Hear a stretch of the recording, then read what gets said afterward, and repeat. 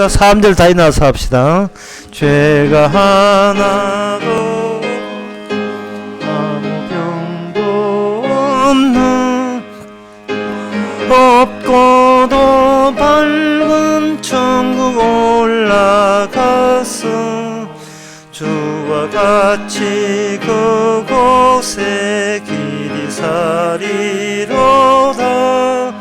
이런 소망의 삶은 참된 행복이라.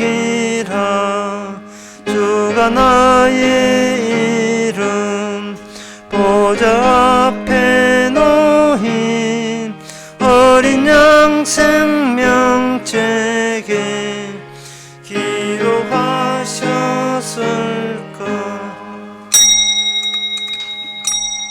다 같이 묵도하심으로 낮 예배를 함께 드리겠습니다.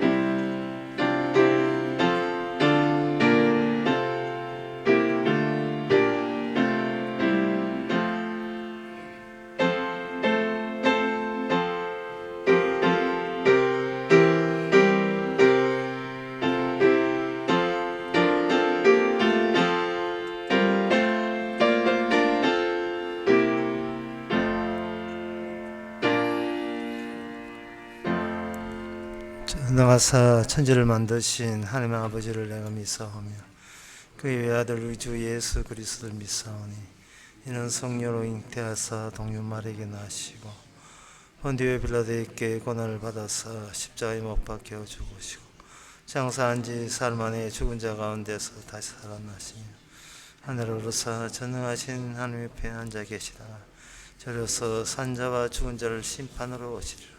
성령을 믿사오며 거룩한 공예와 성도와 소통하는 것과 죄를 사하여 주시는 것과 몸 다시 사는 것과 영원히 사는 것을 믿사옵나이다. 아멘. 내 우편을 살펴보소서. 나를 아는 자도 없고 피난처도 없고 내 영혼을 돌아보는 자도 없나이다.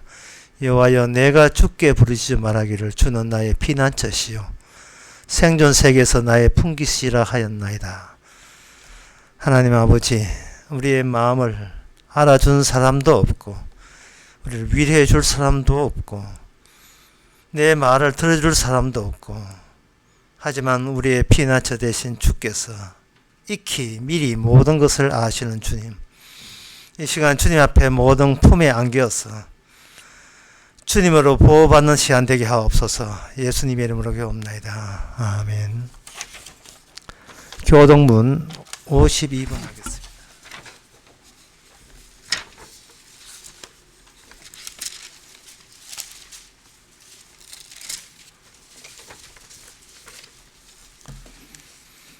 사랑하는 자들아, 우리가 서로 사랑하자. 사랑은 하나님께 속한 것이니 사랑하지 아니하는 자는 하나님을 알지 못하나니 하나님의 사랑이 우리에게 이렇게 나타난 바 되었으니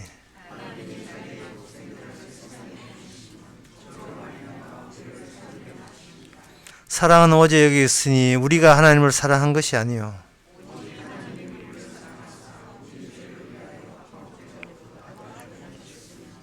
사랑하는 자들아, 하나님이 이같이 우리를 사랑하셨은즉 어느 때나 하나님을 본 사람이 없어되 만일 우리가 서로 사랑하면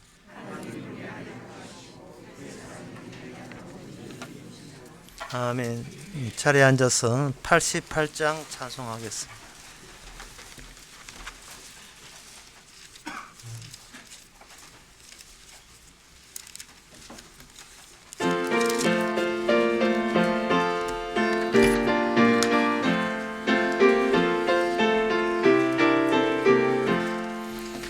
내 진정 사모하는 친구가 되신 구주의 손님은 아름다워라. 산 밑에 백합하여 준다는 새벽별 주님 형언할 길 아주 없도다. 내 마음이 아플 적에 큰 위로 되시며 나 외로울 때 좋은 친구라.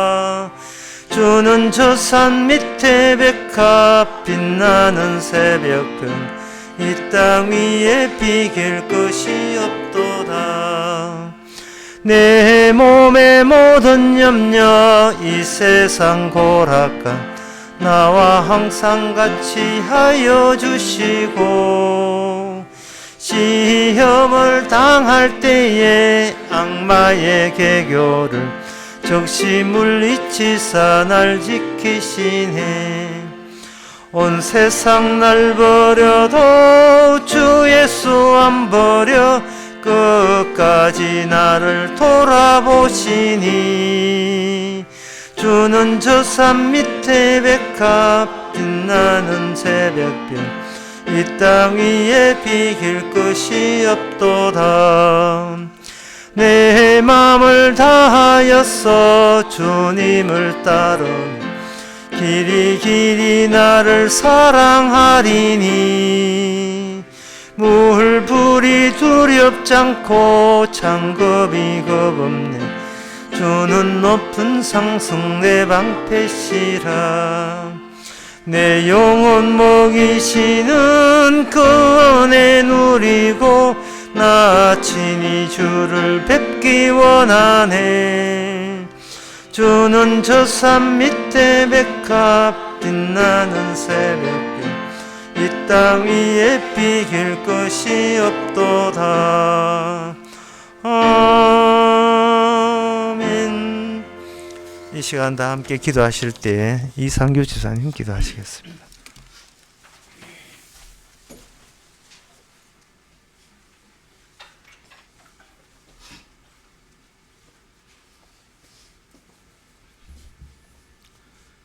주님, 지난 추석 때 아버지 산소에 벌초를 하면서 돌아가신 어른들을 생각했습니다.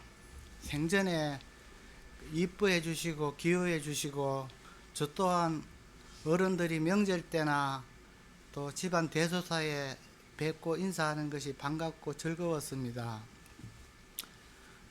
또 집안 또 그 즐거울 때는 같이 즐거워하고 또 슬플 때는 같이 슬퍼하고 어려운 일이 있으면 같이 격려하고 위로하고 도와주면서 서로 살갑게 지냈었습니다.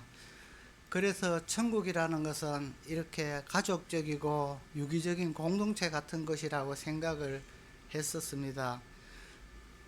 그리고 또 우리 집안들이 예수 잘 믿고 교회 잘 다녀서 또 천국에서 같이 이래 화목하게 살았으면 좋겠다고 생각을 했었습니다. 그러나 가족 사랑, 집안 사랑, 이게 예수님 십자가에 못 박힌 내 사랑의 다른 또 모습임을 깨닫게 하시니 우리 집안 전주이시 양영대군파 전 세대에 걸쳐서 주님 십자가에 못 박는 일을 계속하고 있었음을 깨닫게 하시니 진심으로 감사를 드립니다. 또 우리 집안 전체가 또 지옥 가서 마땅한 존재임을 고백할 수 있게 해주시니 진심으로 감사를 드립니다. 이 시간 또 살아있는 지금 세대도 자식 사랑, 가족 사랑은 계속 되지만은 그러나 주님께서 그 십자가 앞에서 죄인을 고백해 하시고 십자가 용서 안에 넣어주시니 감사를 드립니다. 주님, 천국이라는 것은 인간의 공동체가 아니고 이 십자가 은혜, 십자가 용서 안에 있는 모습들이 또 천국이고 주님의 나라임을 고백할 수 있게 해주시니 진심으로 감사를 드립니다. 이 시간도 말씀을 듣습니다. 말씀 통해서 충분히 은혜 받고 큰 은혜 받을 수 있게 하시고 그런 우리는 부인되어지고 십자가만 자랑하는 장이 될 수 있도록 도와주시옵소서. 한 주간도 그 생활하지만은 죄밖에 나갈 것이 없는 우리의 삶들을 주님께서 복음 위해서 귀하게 사용해 주심에 감사하며 살아갈 수 있도록 도와주시옵소서. 이 시간을 주님께 부탁드렸고 거룩하신 예수님 이름으로 기도드립니다.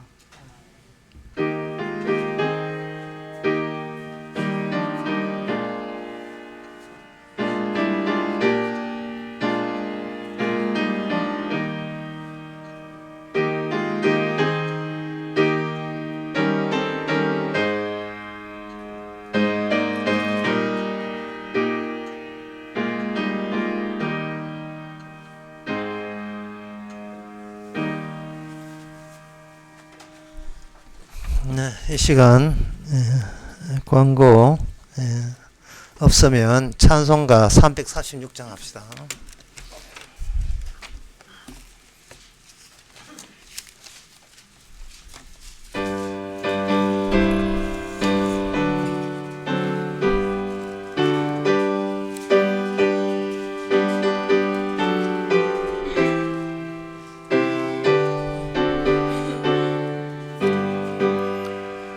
여러 해 동안 주 떠나 세상 연락을 즐기고 저 흉악한 죄에 빠져서 이 은혜를 잊었네. 오 사랑의 예수님, 내 맘을 권유합니다. 곧 들어와 나와 동거하며 내 생명이 되소서. 죄악의 죽을 인생을 심히 불쌍히 여기사 저 하늘의 영광 버리고 이 세상에 오셨네. 오 사랑의 예수님, 내 맘을 권유합니다. 곧 들어와 나와 동거하며 내 생명이 되소서. 홍포를 입은 구주는 다시 멸류관 쓰시고 저 십자가 높이 달리사 그 아픔을 참았네. 오 사랑의 예수님, 내 맘을 권유합니다. 곧 들어와 나와 동거하며 내 생명이 되소서. 미련한 우리 인생은 주의 공로를 모르고 그 쓸쓸한 사막 가운데 늘 헤매고 다녔네. 오 사랑의 예수님, 내 맘을 권유합니다. 곧 들어와 나와 동거하며 내 생명이 되소서. 아멘. 하나님의 말씀은 데살로니가전서 5장 1절에서 4절까지입니다.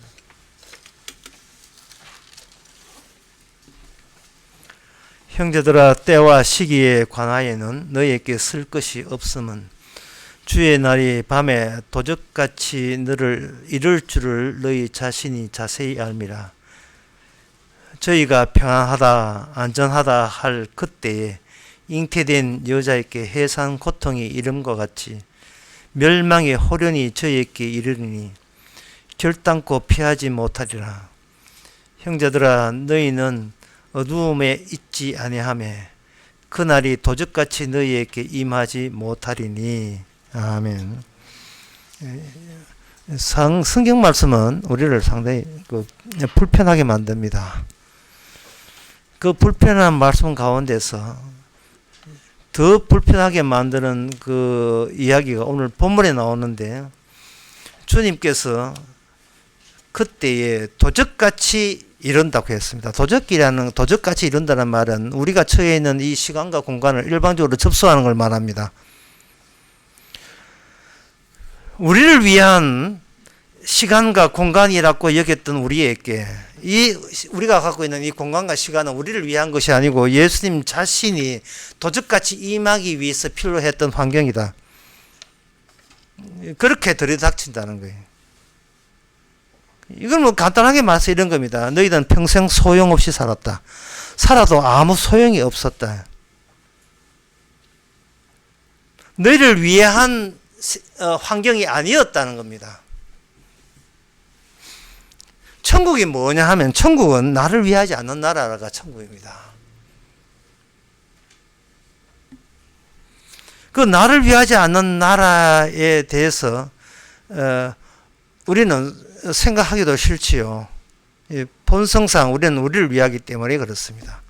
그래서 이 도적같이 임한다는 것이 우리를 참 우리의 처지를 비참하게 만드는데, 이 성경 말씀이 다 우리를 비참하게 만드는데, 특히 이게 도적같이 온다는 말은 연락을 주님께서 먼저 주신다는 겁니다. 우리는 우리가 만나고 싶은 사람에게 먼저 연락을 해서 내가 만나고 싶은 사람만 만나거든요. 이게 바로 나의 이웃이에요. 우리는 이웃과 친구와 이런 사람들에게 좋은 관계를 유지하고 싶어 합니다. 그럴 때 우리가 도움되는 것은 뭐냐? 나의 선택입니다. 그 주님이 내 영역에 침투하려면 나한테 허락을 맞아야 되고, 그리고 우리가 주님이 우리를 초청하려면 내가 먼저 주님을 초대하고 초청할 경우에만 주님이라 할지라도 내 영역에 들어와야 우리가 주님과의 좋은 관계가 유지된다. 우리 상식입니다. 그런데 전혀 일방적으로 나의 허락도 없이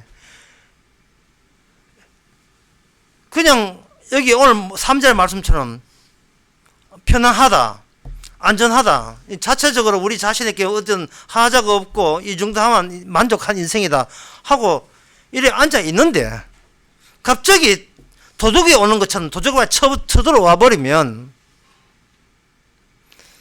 이거는 한마디로 해서 이거는 깽판 놓겠다는 겁니다.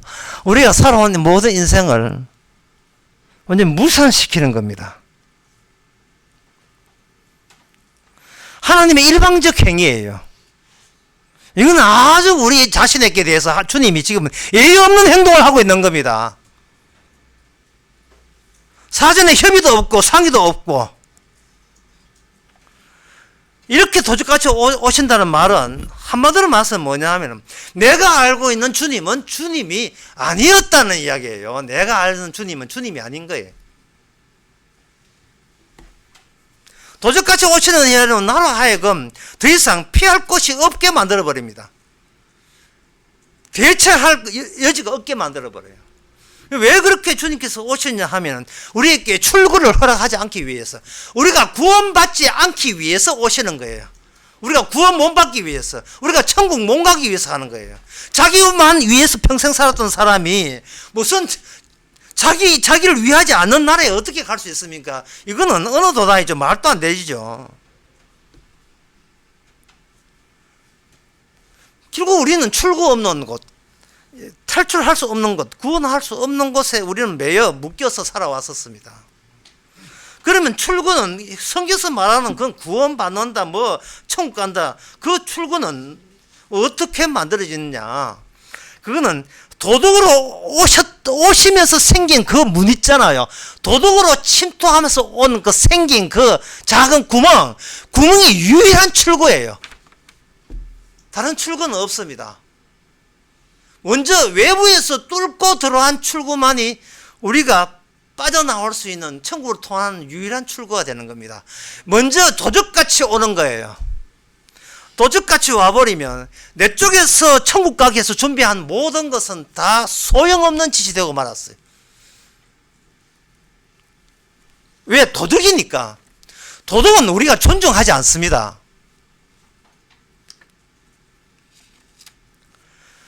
그 어떤 그 남편이 있는데 자기 아내가 낌새가 좀 이상해가지고 뒤따라가 보니까 자기 아내가 어떤 남자와 더불어서 긴 그 복도를 갖고 있는 그런 호텔에 어떤 방에 딱 들어가는 걸 봤어요.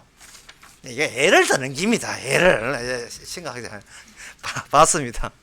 그래서 그 남편이 어떤 남자가 들어간 그 호텔에 열쇠 구멍으로 옛날 지금은 없죠. 옛날에 있어요. 열쇠 구멍으로 들어다 본다 이 말이죠. 무슨 짓 하는가 딱 열쇠 구멍 보고 있는데 그 복도에 내가 아내가 들어간 호텔 방을 어떤 남자와 들어간 호텔 방을 열심히 보고 있는 그것을 보고 있는 다른 복도에 어떤 남자가 있다고 해보세요. 그러면 내 행동은 뭐로 취급받겠습니까? 도둑으로 취급받는 거예요. 수상한 인간으로 취급받는 겁니다. 나는 내 시선과 내 선택지, 내 선택에 대해서 나는 지금껏 스스로 존중해 오는 거예요. 나는 관찰하는 겁니다. 내 눈으로 확인이 되고 그것만 나는 그걸 믿고 싶어 해요. 그래서 열심히 보는데 그래 내가 보고 싶은 것을 열심히 보고 있는 그 보는 것을 지켜보는 또 다른 몸이 있었던 겁니다. 이것은 내가 발견하지 못한 곳에서 나를 주시하는 다른 시선, 그것을 우리는 나에게는 도적 같은 존재가 되는 겁니다. 평소에 우리가 모든 행동에 대해서 얼마나 중요시 여기고 그런 식으로 우리는 평생 동안 내 인생을 갖고 왔잖아요. 나에게 존중하고 내한테 유리하게 하기 위해서 어떤 결정을 할 때 그것은 이 공간은 나를 위한 시간이고 나에 의한 공간이다 이 말이죠. 내가 그걸 추천한다는 것은 내한테 더 유익이 더 플러스 되기 위해서 오는 겁니다. 그런데 도둑은 플러스가 아니고 마이너스예요. 내가 갖고 있는 모든 것을 무용지물로 만들어 버립니다. 그렇게 무용지물로 만드는 그것이 오늘 본문 4절을 보면 형제들아 너희는 어두움에 있지 아니하며 그날이 도둑같이 너희에게 임하지 아니하리라. 여기 형제라는 사람이 있는데 이 형제라는 사람은 되기 위해서는 먼저 주님께서 도둑같이 와야 돼요. 도둑같이 와가지고 내가 어떤 내한테 플러스가 되는 행동, 내한테 이익이 되는 행동을 하기 위해서 열심히 내 행동에 추시하고 있는데 그것이 도둑되는 주님 앞에 아무짝도 소용없다는 사실을 먼저 깨달아 버리면 그것이 바로 도둑한테 들키기 때문에 이미 들킨 상태이기 때문에 주님은 그 사람한테는 더 이상 도둑이 아닙니다. 내가 도둑질 같은 인간이었습니다. 자박하게 되는 거예요.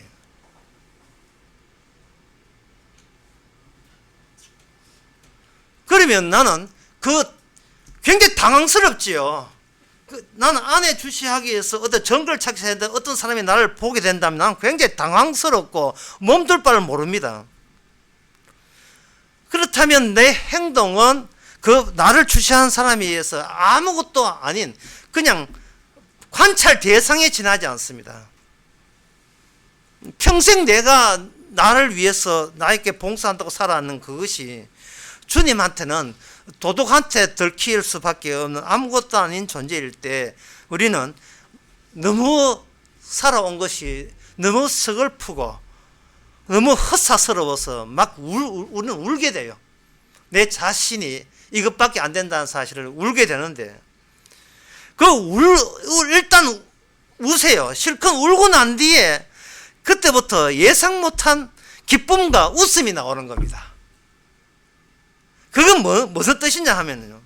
내가 내 인생 내가 키우고 관리하기 위해서 열심히 했던 그것이 나를 지켜본 주님 앞에는 도둑 같은 그 행동처럼 아무것도 아닌 게 되는데 서글픔, 내 노력에 다 헛사가 되는 어떤 아쉬움 이런 것들이 있는데 그걸 주께서 미리 그걸 알고 계셨다는 그 점에 의해서 우리는 주님과 우리 사이가 아는 사이가 되는 거예요.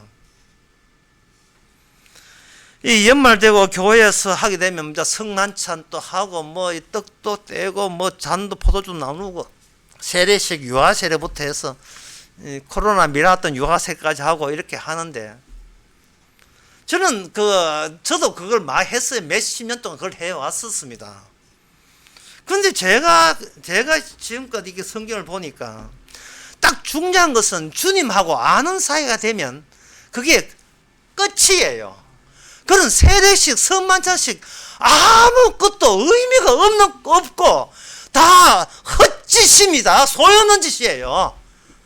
교인 수가 몇 명이고 뭐 예배당 수가 몇 평이고 일주일에 교회를 몇 번 다니고 몇 년 동안 나는 교회 섬기고 세례 몇 살 때 받았고 선교 몇 명 해, 전도 몇 명 하고 헌금 얼마 하고 정말 그딴 게 무슨 소용이 있습니까? 그딴 게 주님한테 들키면 되지 그딴 게 무슨 소용이 있어요. 나는 네가 무슨 짓을 했는지 다 안다.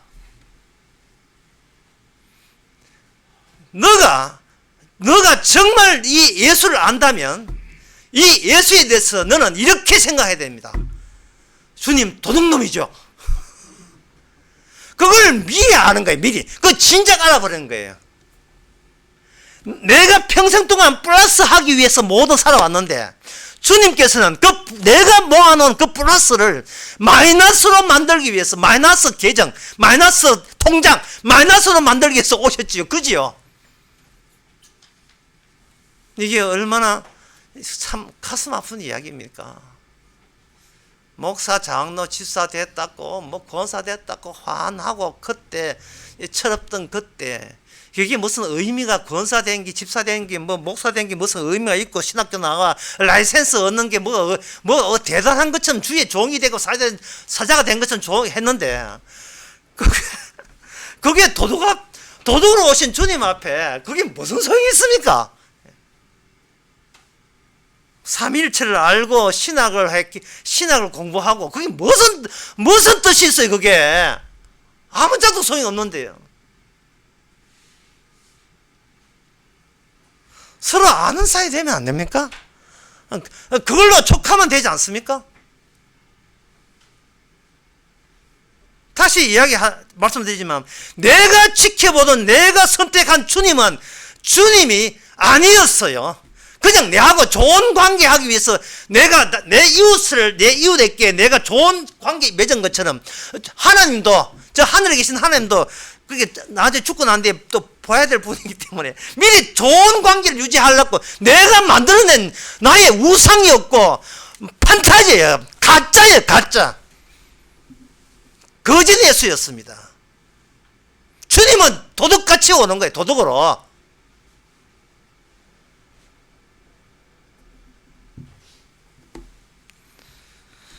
왜 도둑같이 오셔야 되는가? 우리 몸에 어떤 저주가 전류처럼 둘둘 감고 있기 때문에 그렇습니다.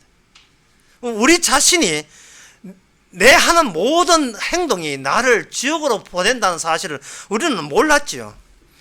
그리스 신화에 보면 그 비슷한 이야기가 좋은 교훈되는 이야기 나와요. 악티온과 아르테미스라는 그 둘 관계가 있는데 악티온이라는 이 신화에 나온 등장 인물은 사냥꾼입니다. 사냥꾼인데 사냥개를 들고 온 사냥꾼이죠. 악티온이라는 사람이 아르테미스는 여자 신인데 다이애나 그 다이애나 같은 뜻이에요. 다이애나 같은 인물인데 그 다이애나가 그 목욕하고 있는데 악티온이 사냥하다 보니까 우연히 아르테미스가 목욕하는 걸 봤는데 그냥 목욕하거나 그냥 지나가면 되는데 더 자세히 보려고 나뭇가지가 얽혀 있는 나뭇가지를 이렇게 치웠어요. 나뭇가지를 치우다가 나뭇가지 치우는 소리가 들렸거든요. 들으니까 그 다이애나 아르테미스가 이게 어디에 허락도 없이 초청받지 않고 왜 남의 벗어뭘 보냐 해가지고 자기 있는 물을 그 타연한 그 남자 신이 그냥 확 부어버렸어요. 부어버리니까 그 남자 신이 그 물을 붓는 순간 자기에서 뿔 같은 게 나타나가지고 갑자기 그 사냥꾼이 괴물로 변했습니다. 괴물로 변하니까 같이 데려온 사냥개가 자기 주인이 괴물인 줄 알고 물어 죽었다는 이야기예요. 사냥개는 자신의 결정적 본질과 취약점이 뭔지를 모르는 거예요. 그 사냥꾼은 사냥개가 자기 말 듣는 사냥개인 줄 알았죠. 사냥개에 의해서 자기가 물리 죽을 줄은 몰랐죠. 이걸 악티움의 컴플렉스라고 이야기하는데, 이게 인간의 자신이 열심히 주특기로 여기고 장기로 여기고 기술로 여기던 그것이 치명적인 약점으로 작용한다는 겁니다. 이 악티움의 그 문제점이 뭐냐 하면은 바로 안 보이니까 나뭇가지를 자꾸 제끼는 거예요. 이게 바로 인식이라는 겁니다. 인간은 모르는 거 있으면 그냥 물러서지 않고 더욱더 더 하나님에 대해서, 예수님에 대해서 더 알고자 내 쪽에서 다가가는 거예요. 그러나 성경에서는 인간은 정지하는 존재, 정지한 사물 같다 정지해져 있어요. 움직이는 쪽은, 도둑처럼 움직이는 쪽은, 운동하는 존재는 주님이지 우리 인간이 아닙니다. 우리는 아무리 뛰어도 제자리 걷기밖에 안 되고 그게 정지되어 있는 거예요.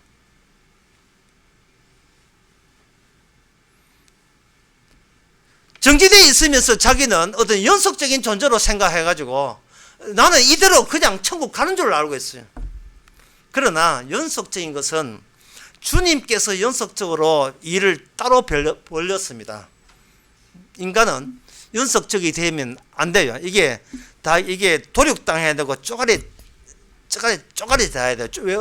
어디에 동반해서 주님의 그 움직이는 그 운동력에 의해서 인간도 같이 쪼가리 나야 되는 겁니다. 예를 들면 이렇습니다. 거기에 마태복음 1장 그 23절에 보면 이런 말씀 나옵니다.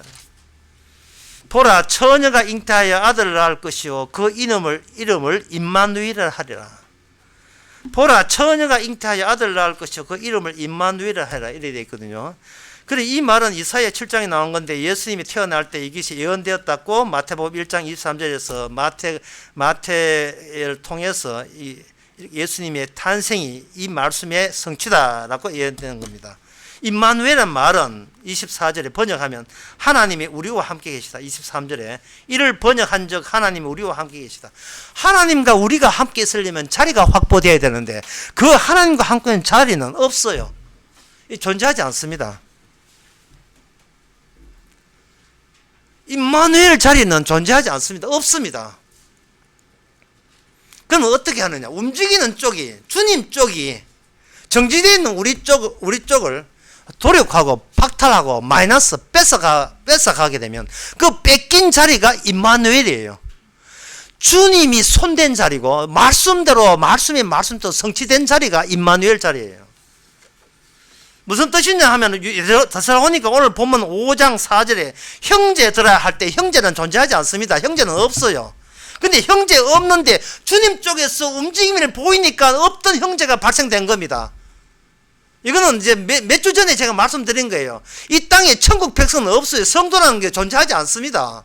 왜냐하면 모든 인간은 자기를 위해서 살기 때문에 성도라 할 수 없어요.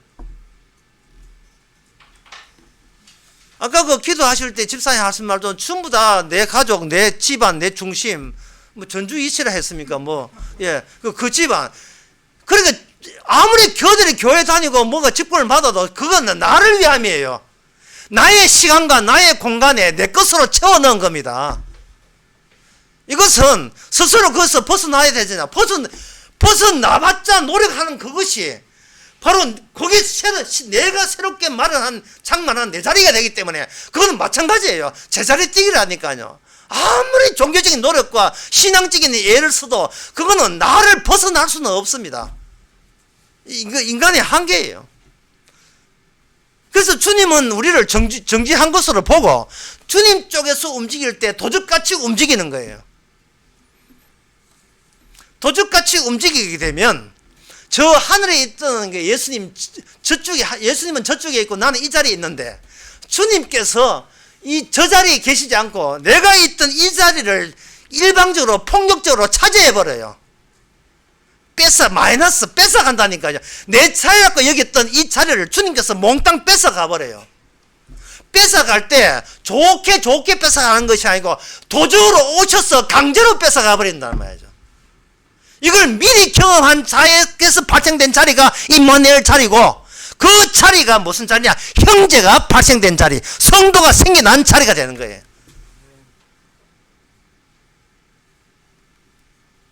그 주님께서 하시는 그 업무, 그 움직임의 목적은 요한복음 14장 3절에 나와 있습니다. 간단하게 나와 있어요. 내가 있는 곳에 너희도 있게 하리라. 끝. 내가 있는 곳에 너희도 있게 하리라. 끝. 그럼 그 전에 요한복음 13장에서 그 베드로가 자기가 따라가겠다고 했습니다. 그게 주님이 움직이니까 베드로 본인도 움직이는 존재라고 오해한 거예요. 주님께서 베드로에게 가만히 있어. 너는 네 움직임 좀 봐야 그 움직임은 아무 의미가 없는 거거든요. 가만히 있어. 내가 가서 내가 움직여서 내가 처소를 마련하게 되면 그 처소에 너희도 내가 다시 와서 너희를 여기 있게, 내 있는 곳에 있게 하리라. 그 방식 말고 다른 구원의 방식은 없습니다. 내 쪽에서 뭔가 뭐 전도하고 11조하고 헌금하고 뭐 찬송하고 뭘 해도 그거는 망상입니다. 망상. 주님께서 도적같이 오늘 보면 오신다는 말은 어떤 인간도 인간 쪽에서 주님과의 절규가 성립이 안 된다는 거예요. 일방적으로 쳐들어오기 때문에 나 주님하고 이제 안 놀아, 나 안 살아. 이럴 수 있는 형편이 놓인 사람은 아무도 없는 거예요. 나중에 무덤에 가도 다시 불러낼 거예요. 누구 마음대로 네가 절규를 해. 내가 도적같이 온다는 말은 너희들 중에 내 알아본 사람 아무도 없잖아. 그런 뜻이에요. 이거는 이제 그 성경 전체를 이렇게 연결하면 이렇습니다. 십자가는 사건이 있었던 지난날을 오늘의 지금의 현재로 계속 만들어 가는 거예요. 여러분, 당구가 그 붉은 공이 당구대에 굴을 때 아무리 공이 굴러도 그 붉기가 사라지지 않습니다. 여기 있을 때도 빨간 공이고 굴러갈 때도 빨간 공이고 저기에 도착할 때도 빨간 공이에요. 빨간색이 없어지지 않습니다. 십자가라는 것은 주님 쪽에서만 일방적으로 움직이기 때문에 어디를 굴러가도 어디 가도 그게 십자가 사건의 현재성을 유지하게 되는 겁니다. 그 십자가 사건은 여러분 아시다시피 뭐냐 하면 너희는 너희 말을 위해 살았기 때문에 나를 몰랐다. 그 사건이 십자가 사건이에요. 하나님이 와서도 하나님을 죽여버린 사건. 이유가 뭐냐? 너희는 네 생각만, 네 미래만, 너의 시공간만 생각하기 때문에 이건 몰랐다. 그게 십자가 사건이잖아요. 그 십자가 사건을 계속 현재화시키는 겁니다. 과거의 십자가를 현재 만들고 다가올 미래도 현재 십자가 사건을 만들어버린 겁니다. 이게 바로 도적이 안고 있는 새로운 시공간 문제예요.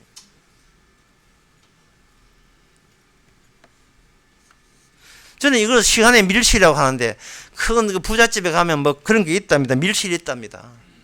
그냥 뭐 책꽂이 하나 쓱 걸치니까 저쪽 있는 뭐 저쪽에 벽이 막 밀려가지고 새로운 복도가 생기고 거기에 가보니까 뭐 새로운 뭐 다른 비밀 같은 게 막 들어서고 이렇게 하는데, 그 자리, 그 비밀의 자리는 모든 비밀의 자리는 거기는 시간도 미래도 없었고 과거도 없었고 오직 현재만이, 십자가 사건이 벌어지는 현재만이 그 시간에 거기에 다 모여 있었던 겁니다. 그것을 그 예수님만이 알고 있는 시공간이 갑자기 쳐들어오니까 인간들에게는 도적같이 오는 걸로 보이는 거예요. 누가복음 21장 34절에 보면 너희는 스스로 조심하라. 그렇지 않으면 방탕함과 술 취함과 생활의 염려로 마음이 둔하여지고 뜻밖의 그날이 덕과 같이 너희에게 임하리라. 이날에 온 지구상의 모든 사람에게 임하리라. 너희가 방탕함과 술 취함과 생활의 염려로 마음이 둔하여지고 생활의 염려로 어떻게 생존하는가의 그 문제 때문에 마음이 너가 너 자신에게 다 뺏길 때에 그날은 덕과 같이 갑자기 주님이 도적같이 너에게 임한다. 그렇게 되어 있습니다. 그러니까 이 도적같이 임한다는 이 말은요, 인간들이 아무리 스스로 자기를 꾸미고 스스로 자기를 잘해보려고 아무리 노력해도 여전히 주님은 도적같이 그들에게 임하는 거예요. 그래서 오늘 데살로니가 전서 5장 이 말씀을 우리가 이해를 하려면요, 먼저 도적같이 먼저 임해야 돼요. 주께서 도적같이 먼저 임하고, 도적같이 먼저 임했다는 먼저 사실을 먼저 알게 되면 그 다음부터는 우리는 형제라는 새로운 자리를 임만해 줄, 하나님과 우리와 함께 아는 사이가 함께 있는 그 자리를 할당받게 되는 겁니다. 그래서 출발점은 뭐냐? 우리가 주님이 도적같이 온다는 것을 실감하는 그 순서가 먼저 순서예요. 그 순서에 대해서 주님께서는 제자들에게 먼저 시범을 보였습니다. 요한복음 그 11장의 39절에 보면, 요한복음 11장 39절에 예수께서 가라사대 돌을 옮겨 놓으라 하시니 그 죽은 자의 누이 마르다가 가로되 주여 죽은 지가 날이 되었음에 벌써 냄새가 나나이다 이렇게 되어 있어요. 거기 마르다 마리아 오빠 나사로가 주님을 잘 섬겼는데 갑자기 오빠 나사로가 병들려 죽었습니다. 마르다 마리아는 오빠가 죽기 전에 병들 때 후딱 살려줄 것을 예상했지만 주님께서는 의도적으로 시간을 늦춰왔습니다. 늦춰와가지고 죽고 난 뒤에 왔었습니다. 그 이유가 뭐냐면 인간의 시공간에서는 살아있을 때 뭘 작동을 해야지 죽고 난 뒤에는 아무 소용 없다는 겁니다. 그러나 주님께서는 나를 믿으라고 한 거예요. 믿음이 뭐냐 하면은 내가 평생 교회에 충성하고 봉사하고 평생 유아세로부터 해서 그동안 주님을 위해서 했던 찬송과 모든 것을 하나님께서 다 주여 없애는 그 자리부터 새로 시작되는 것이 신앙이다 이 말이죠. 내가 주님 앞에 충성 봉사하고 아프가니스탄 선교하고 신학교가 목사되고 이 모든 것을 전부 다 무덤 속에 꾸깃꾸깃 다 집어넣어 버린 거예요. 다 소용없는 짓으로. 사람이 살아있으면 자기 살아있어서 자기가 나름대로 열심히 했는 게 자꾸 기억나거든요. 이거는 신앙이 아닙니다. 신념이죠. 뭘 자꾸 자랑하려고 해요.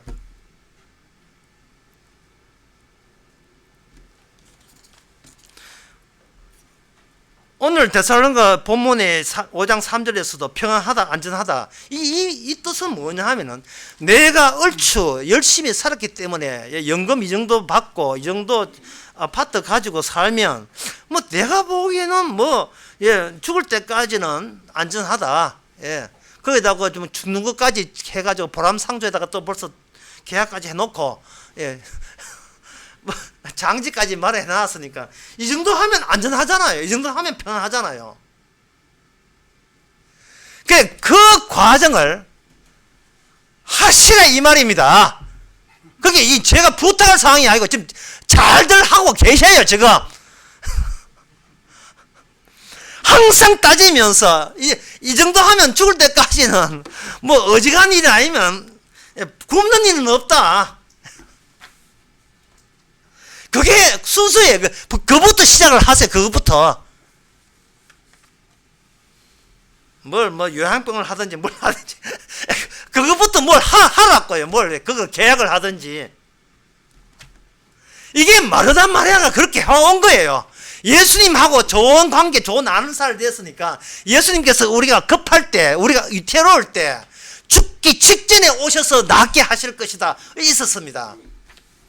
주님께서 이야기합니다. 그게 믿음이냐? 너는 그걸 믿음으로 생각했다면 이건 네가 알고 있는 나는 가짜 나가 되는 거예요. 주님이 나가 아니에요. 네가 일방적으로 네가 선택한 나였고 네가 오해해서 나온 예수였습니다. 진짜 주님은 주님을 봉사한 걸 아무짝도 소용없게 만들어버렸어요. 오빠를 죽게 해버렸습니다. 집안 난리 났습니다. 예. 진짜 멱살 지었는지 안는지 현장에 제가 없어서 모르겠습니다만 예. 왜 이렇게 늦게 왔습니까? 분명히 죽고 난 뒤에 무슨 소용이 있습니까? 그동안 우리가 당신한테 한 게 얼마인데, 얼마나 충성을 했는데, 몸 바쳐서 충성했는데, 그게 몸 바친 것이 다 헛사로 돌아가게 만들어야 꼭 그래야 속이 시원했습니까? 그래야 주님이야. 예, 그래야 속이 시원했습니까? 이렇게 사람을 비참하게 만들고 사람을 우습게 만들고 그래야 주님이 속이 시원합니까? 마르다가 울었어요. 마리아도 울고 마르다가 울고 그래서 주님도 울었어요. 답답해서 울었어요. 아이고 인간아, 야 이거 인간아. 지금 인간은 이 마르다 마리아 나서는 자기를 위해 살았어요. 예수를 위해 산 적이 없습니다. 예수를 사랑하고 뭘 해도 전부 다 자기 좋아라고 내 잘되기 위해서 살았던 거예요. 이걸 주님께서 극한으로 밀어붙여 버립니다. 그리고 나흘 만에 그 돌문 치아나라 나흘 만에 살려놨죠.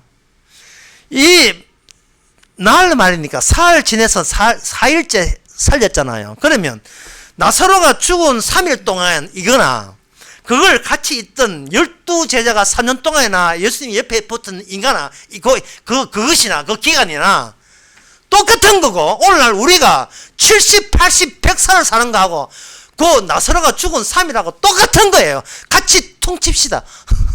같은 겁니다. 나를 위해서 예수를 믿는 그 헛된 짓을 그대로 보여주는 것이 바로 나사로가 갔던 그 길이고 제자들 갔던 그 길이고 오늘날 우리가 그 뒤따라가고 있습니다. 그래서 우리는 이 말씀 평안하다 안전하다 예수도 믿어 나왔겠다 그래도 모자라서 세례까지 받아 나왔겠다 예? 또 성령 받아 해도 성령 뭔지도 모르면서 성령 받았습니다 하고 뭐 이렇게 그것도 보험 들어 나왔겠다 성경 말씀 다 지키고 또 뭐 십자가까지 알아야 또 십자가 언약 또 구속사 뭐 또 새로운 신상까지 다 알아냈겠다. 이제는 걱정하지 마 든든하다. 내 영혼아 염려하지 마라 이러고 있는 거예요.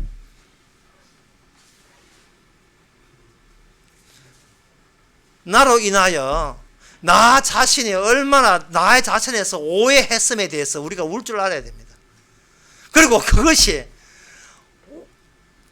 우리가 감히 주님의 뜻이 아니면 웃을 수 없는 웃음으로 이어지는 전 과정이에요.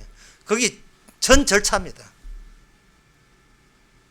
주님이 나타나는 것은 아무것도 없는 데다가 무늬가 나타나는 거 마찬가지죠. 아무것도 없는 공중에 무늬가 나타나 보세요. 기절초평하죠. 내가 있던 그 자리에 주님이 와 버릴 때 바로 주님은 남들에게는 없는 존재입니다. 보지 못했으니까 없는 존재예요. 그 요한 1서에 4장에 보면 이런 말씀 나옵니다. 어느 때나 하나님을 본 사람이 없으되 어느 때는 하나님을 본 사람이 없으되 이 그 사도 요한이 요한 1서 4장 12절입니까? 거기에 보게 되면 4장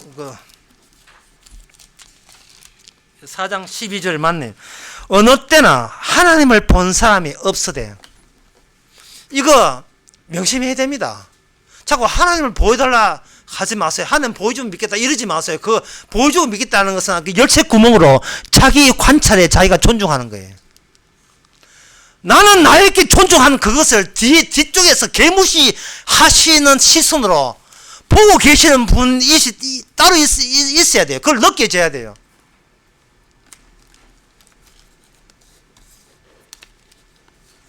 타인의 시선, 나를 지키는 시선은 나의 시선을 찢어버립니다. 나의 눈을 찢어버려요. 아무짝도 소용없는 걸 만들어버립니다. 그래서 그 요한 1서에 보면 이렇게 되어 있거든요. 아무도 본 사람이 없어대 기정사실화 시킵니다. 만일 우리가 서로 사랑하면 하나님이 우리 안에 거하시고 이렇게 되어 있어요. 그러니까 하나님을 보고 믿겠다는 그 시도 자체가 이것은 바로 내가 발견하려는 가짜 예수, 내가 발견하는 하나님. 그러니까 우리는 그 행동을 지금껏 해왔다는 겁니다. 나는 나한테 이익이 되고 도움된다면 하나님이나 뭐라도 믿을 용의가 되어 있어요. 왜냐하면 나의 선택지이기 때문에, 나의 선택이기 때문에. 인간은 자기의 선택 위에는 아무것도 할 줄 아는 게 없어요. 그냥 매일같이 선택해요. 그래서 광주왕에서 그런 이야기했어요. 인간이 해결점을 얻는 게 아니고 새로운 선택지를 갖는 것이다.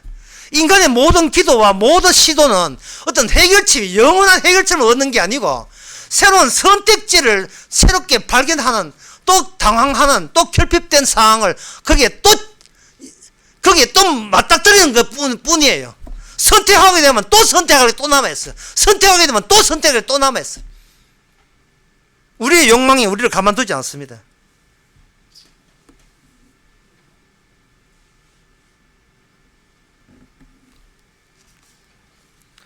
그래서 주님의 우리는 그 다음 움직임을 봐야 돼요.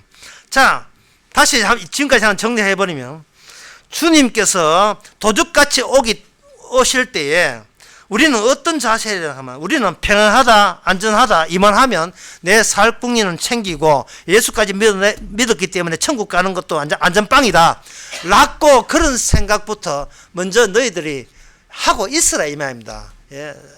뭔가 이 말씀을 지키려고 애쓰지 마시고, 그냥 우리 잘 하는 거 있잖아요. 잘 하는 거.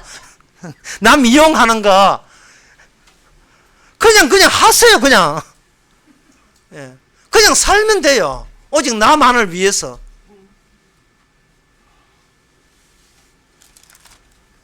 근데 그 다음에 이제 그래 되면 우리는 뭐냐면은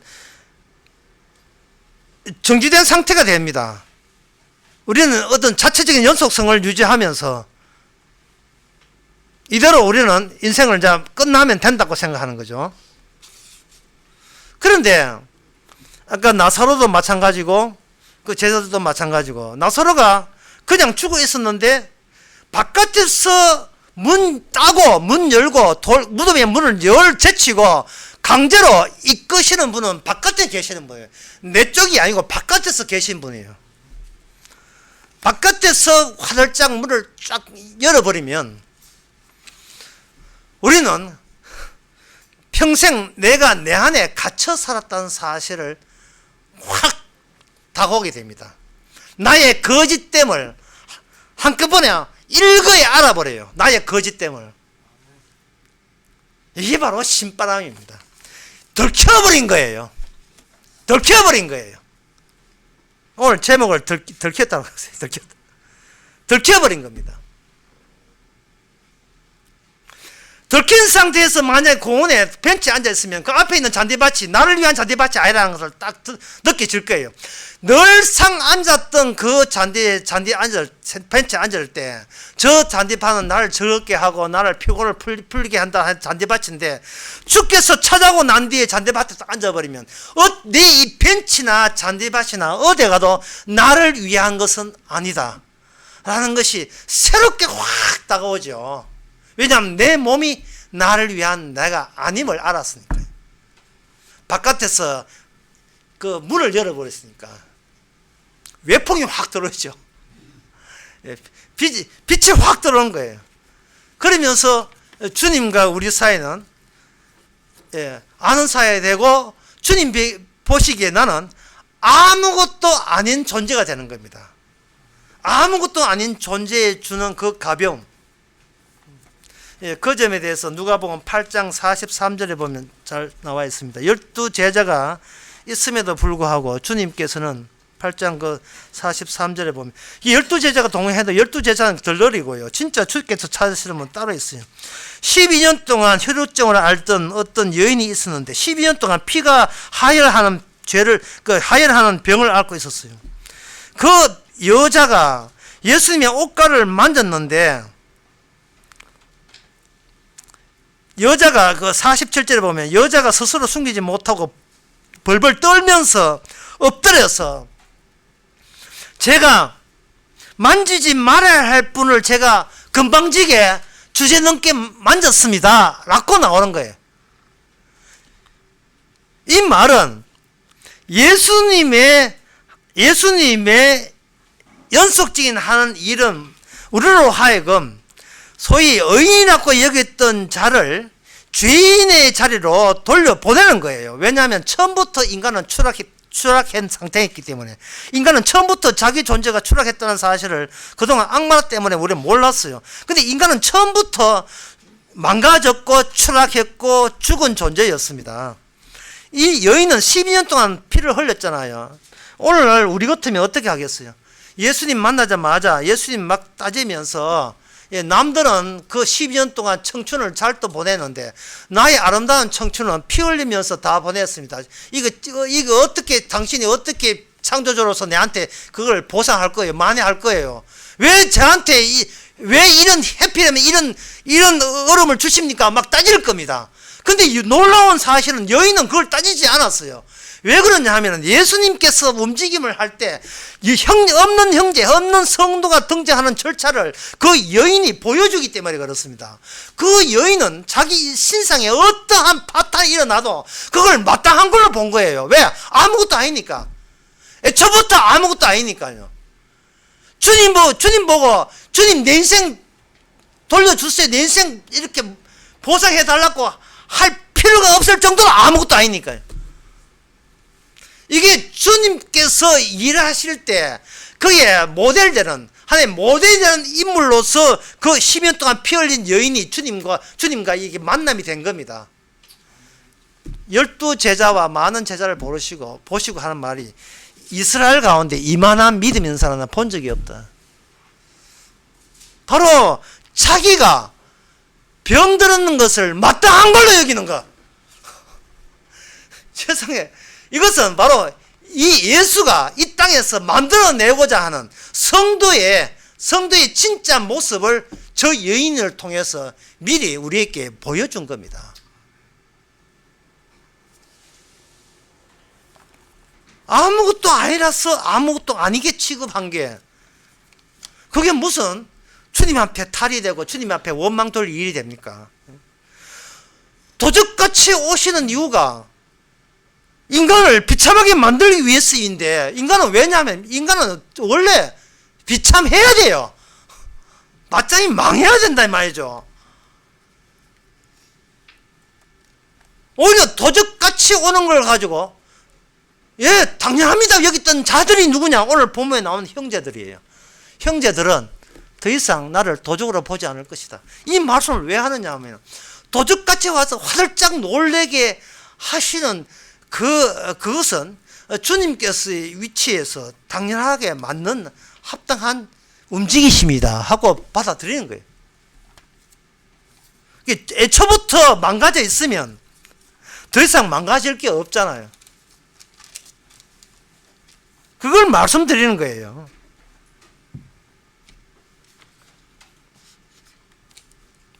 그래서 주님께서는 도둑같이 오셔가지고 모든 인간로 하여금 아무도 구원받을 사람이 없다고 해주시고 그렇게 하시면서 그 다음에 제가 이제 말씀드린 것은 아까 처음에 그러면 천국 가는 백성은 그리고 천국 가는 그 출구 길은 어떻게 만들어지는가? 그거는 주님 자신이 왔던 그 자체가 출구이기 때문에 자기 자신을 예외적 존재로 돌려버립니다. 예외적 존재. 예외적 자리라 하는 것은 모든 자리에는 공평하게 평등하게 다 똑같이 그들을 도적같이 오셔서 멸망하는 게 마땅한데 여기 예외 규정을 두십니다. 두시는 이유가 본인 자신이 예외적 존재이기 때문에 그렇습니다. 그 외외적 자리를 출애굽기 10가지 재앙 속에 나오는데 출애굽기 9장 4절에 보면 여호와께서 이스라엘의 생축과 애굽의 생축을 구별하느니 여호와의 자손이 속한 것은 하나도 죽이지 아니하리라. 10가지 재앙을 하나님께서 애굽 나라에 때리실 때에 출애굽기 9장 4절에서 이스라엘의 생축 그 가축과 애굽 사람의 생축을 가축으로 차별하여서 이스라엘에 속한 가축들은 하나도 죽이지 않았습니다. 이게 예외적인 거예요. 제가 예외적인 것을 자꾸 강조하고 싶네요. 예외적이라는 것은 나의 착함과 성실함과 훌륭함과 나에 대한 주님의 충성 이런 걸 끼어들 수가 없어요. 내가 얼마나 착하게 바르게 살았습니다. 이걸 끼어들 수 없어요. 그냥 예외적인 거예요. 주님의 일방적인 예외입니다. 예수님 자신이 예외적인 존재이기 때문에 예수님 자신이 세상을 심판할 수 있는 유일한 자격자가 되는 거예요. 그래서 예수님이 예외적인 존재인 것처럼 예수님처럼 예외적인 존재가 발생되게 되면 그들이 이 세상을 심판하는 기준이 됩니다. 그 교회 좀 오래 다니는 사람들이 좋아하는 기준이 뭐냐면 요한복음 5장 24절이에요. 내가 진실로 너희에게 이르노니 내 말을 듣고 나를 보내신 이를 믿는 자는 생명을 얻었고 심판에 이르지 아니하나니 사망에서 생명으로 옮겼느니라. 사망에서 생명을 옮겼다는 말은 우리가 얻을 거 얻었다는 말이 아니고 예외적인 존재가 되게 함으로써 다른 사람들에게 심판의 기준으로 우리를 써먹으려고 하시는 거예요. 마치 출애굽기의 그 이스라엘 사람들처럼 출애굽기 10장 23절에 보면 거기에 흑암이 있는데도 사흘 동안 흑암이 있는데 10장 23절에 보면 흑암이 3일 동안 애국 온 땅에 있어서 그동안 사람이 서로 볼 수 없으며 자기 처소에서 일어난 자도 없으되 이스라엘 자손이 거하는 곳에는 광명이 있습니다. 특별 예외적인 조치를 하나님께서 허락하셨습니다. 이스라엘 사는 그 땅에는 하나님께서 애굽 땅에는 어둠이 있는데 여기는 광명이 있는 거예요. 그래서 예수님께서 마태복음 5장에서 너희는 세상의 빛이요 너희는 세상의 소금이요 이거 좋아하지 마세요. 이 말씀은 우리가 야 나 신난다 이런 말씀이 아니고 주님께서 내 뜻대로 나를 쓰는 것이 아니라 내 뜻이 아니라 주님 뜻대로 나를 일방적으로 쓰시는구나 라고 그렇게 생각을 해 주셔야 돼요. 내가 생각하는 나 자신에게서도 나를 배척하고 주님께서 일방적으로 나를 뽑아서 예외적인 존재로 사용하는 거예요. 내가 생각해 본 적이 없는 내가 상상도 못했던 그 나를 주님이 생각하는 그 자신으로 우리를 일방적으로 주님처럼 사용하시고자 하는 것이 예외적 존재가 되는 겁니다. 그러니까 성경 어느 말씀도 우리 좋아라는 말씀은 어느 데도 없어요. 내가 너를 나처럼 사용할게. 그러니까 구만하지 마. 이게 예외적 존재예요. 예외적 존재. 다른 사람은 지옥 보내. 하지만 너는 예외적 존재이기 때문에 내가 이 세상에 이 인간들을 도적같이 와서 불쾌하게 만들고 비참하게 만들어서 지옥 보낸다 라는 이 말이 진짜로 그렇다 라는 것을 알리기 위해서 그 지옥에서 빼내준 천국 갈 수 있는 너를 내가 예외적 존재로서 내가 네 죽을 때까지 써먹을 거야. 이게 주님의 구원의 움직임입니다. 네 구원 못 받지 나 구원 받아서 헤헤거리는 이런 일은 있을 수가 없어요. 사망에서 생명을 옮겼다는 그 외적 존재가 장착됐으면 이제는 나의 모든 기대, 나에 대한 모든 희망 다 날아갔습니다. 끝났습니다. 그래서 이제 다시 한번 말씀을 정리하면 이렇습니다. 오늘 본문 말씀대로 사세요. 예. 자신을 주의 밤이 올 테니 주의 날이 도적같이 오는 것은 그 주님 소가이고요. 우리 할 일이 뭐냐 하면은 평안하다, 안전하다, 아무 걱정 없다. 물론 그것도 돈 좀 몇십억 가져야 되지 뭐 그냥 하루 먹고 사는 사람은 안 되지만 일단 한 10억들 다 있지요. 10억들 있다가 치고 그냥 나는 내가 버린 돈 가지고 살 거야. 내가 있는 부동산 가지고 살 거야. 내 아파트 같이 그냥 살면 아무 문제 없이 난 놀러만 다닐 거야. 이렇게 사세요. 사시면 주님께서 예고 없이 오셔가지고 내가 있던 그 시간과 공간을 주님께서 일방적으로 접수할 겁니다. 니라는 인간은 니 자신밖에 모르는 이 더러운 인간, 이 더러운 인간을 내가 왜 구정을 통해서 이 더러운 너를 천국으로 보낸다. 이제 니는 죽었어. 이제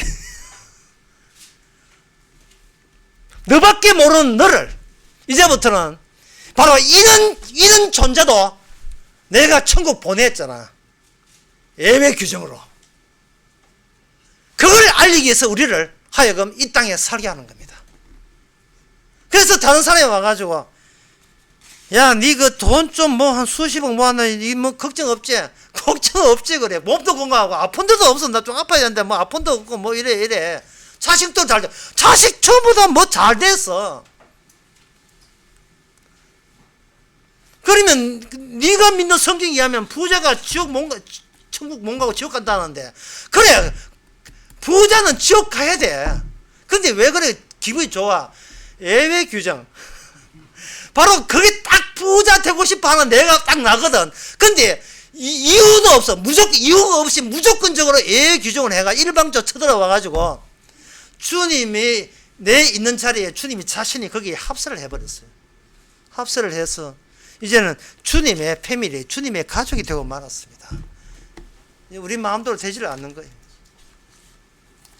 끝으로 마태복음 12장 29절 그 보고 마치겠습니다. 29절 12장 46절 50절까지 보겠습니다. 예수께서 그 제자들이 이제 예수님의 동생들하고 배달하는 동생들하고 어머니가 뒤에 와 있었거든요. 그러니까 예수님 그 제자들이 예수님 저 뒤에 어머니하고 동생들이 와 있습니다. 이렇게 얘기하는 게 예수님 하신 말씀이에요. 참 섭섭하게 이야기하십니다. 누가 내 동생이고 누가 내 가족이고 누가 내 모친이냐. 여기 내가 불러 모은 이 예외적 존재가 바로 하나님의 가족이다. 모든 걸 다 잊어버리더라도요. 예외적 조치에 의해서 구원받는 것이지 우리가 믿음 좋아서 구원받는 게 아니라는 것을 아시기 바랍니다. 1년 동안 진짜 나만 위해서 줄기차게 달려왔고 2020년도 뭐 달리 됐다는 그 가능성은 제로입니다. 없습니다. 그러나 끊임없이 움직이면서 추적하는 것은 바로 우리 자신을 바라보고 우리가 이것밖에 안 되면 바라보게 하시고 그 바라보게 한 우리 자신을 죄인을 얻고 우리를 깨닫게 하셔서 아무것도 아닌 존재를 깨닫게 하셔서 그 깨닫는 자체를 바로 천국과 지옥의 기준으로서 이 세상을 심판하는 기준으로서 활용해 주시는 주님께 찬양하시기 바랍니다. 기도하겠습니다. 하나님의 아버지, 모든 일은 주님 알아서 했는데 소리 없이 하고 계신데 우리는 내가 한 것에 대해서 왜 그리 기억을 잘하고 우리 한 것에 대해서 의미를 두고 거기에 예민한지 정말 12제자들처럼 한심스러운 저희들, 그러나 주님 찾아오셔서 아무것도 아닌 자를 통해서 천국과 지옥에 가름하는 기준으로 사용해 주시니 오직 그 일에 쓰임받은 만 감사케 하옵소서. 예수님의 이름으로 기도합나이다. 아멘. 일어나서 256장 합시다.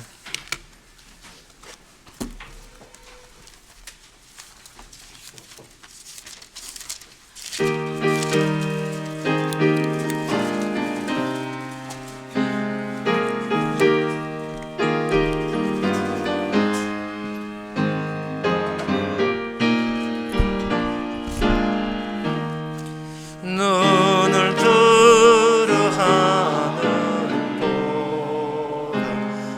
어지러운 세상 중에 곳곳마다 상한 영 단식 소리 들려온다. 빛을 잃은 많은 사람 길을 잃고 헤매이며 당자처럼 기진하니 믿는 자여 피할고 눈을 들어 하늘 보라. 어두워진 세상 중에 외치는 자만큼만 생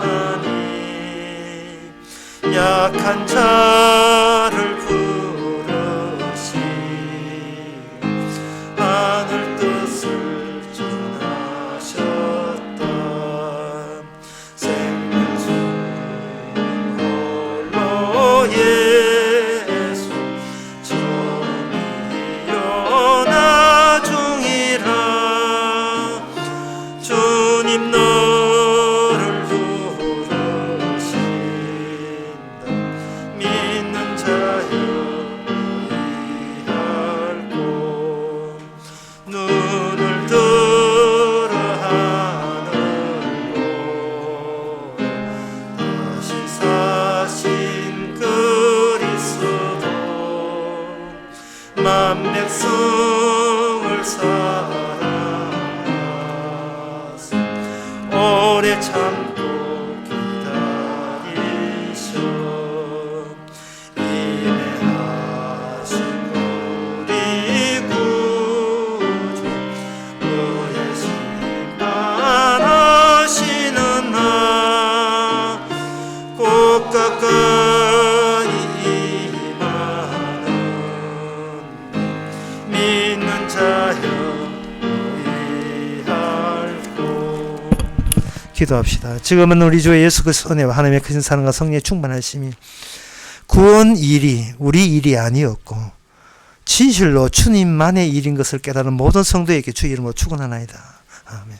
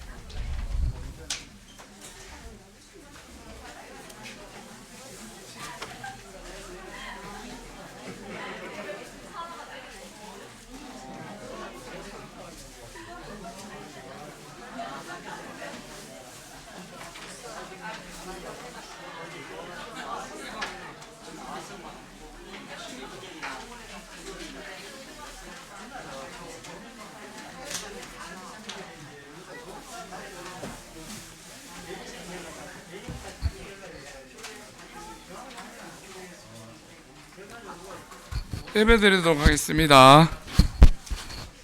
찬송가 56장 2절입니다.